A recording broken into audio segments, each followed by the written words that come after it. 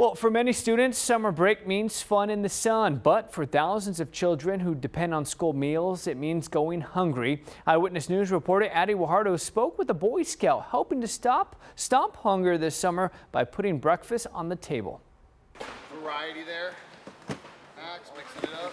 Inside the School of Science and Technology Discovery, there's a project taking over the gym that wasn't on the class schedule. I wanted to do something that had a big impact on the community. It's an Eagle Scout project 8th grader Bryan Graves turned into a mission, helping put food on the table this summer for dozens of children who attend the school. I'm not surprised that he did think of doing this project because he's been going to the food bank, and I think he's learned that most people aren't fortunate to have food.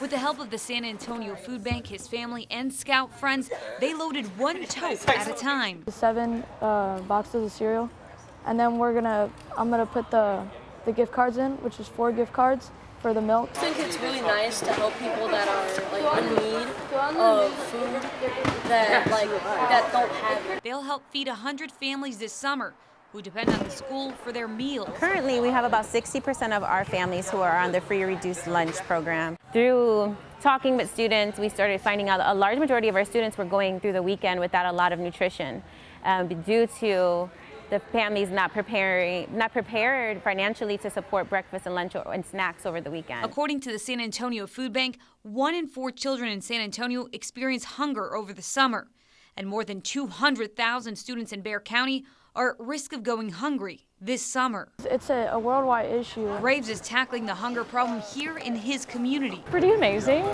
He could have done anything, but he did decide to help people. I think that means a lot. An eye-opening experience inspiring others to take on the challenge. Definitely. I feel like helping out the community is very important when it comes to something like this. Addie Guajardo, KENS 5, Eyewitness News. Well, proud parents, and you can see obviously why.